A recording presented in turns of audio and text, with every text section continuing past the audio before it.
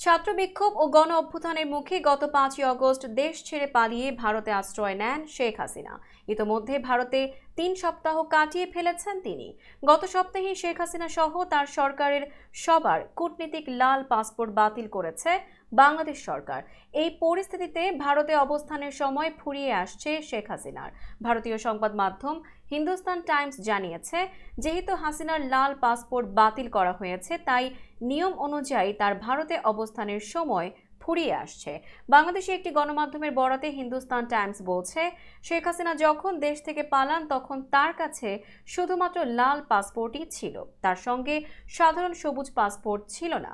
এদিকে ভারতের ভিসা নীতি অনুযায়ী যেসব বাংলাদেশির কাছে কূটনীতিক লাল পাসপোর্ট আছে তারা ভিসা ছাড়াই ভারতে প্রবেশ এবং সর্বোচ্চ ৪৫ দিন পর্যন্ত অবস্থান করতে পারেন। শনিবার ২৪ আগস্ট পর্যন্ত শেখ হাসিনা ২০ দিন ভারতে কাটিয়ে ফেলেছেন।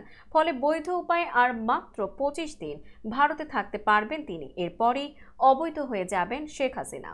হিন্দুস্তান টাইমস আরও জানিয়েছে, কূটনীতিক পাসপোর্ট বাতিল হওয়ায় শেখ হাসিনার ভারত থেকে বাংলাদেশে প্রত্যর্পণের ঝুঁকি বেড়ে গেছে।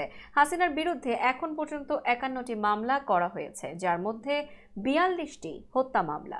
এসব মামলায় তার বিরুদ্ধে বিচার শুরু হবে। শেখ হাসিনার প্রত্যর্পণ বিষয়টি ২০১৩ সালে বাংলাদেশ ভারতের মধ্যে হওয়া প্রত্যর্পণ চুক্তির মধ্যে পড়বে বলেও উল্লেখ করেছে গণমাধ্যমটি।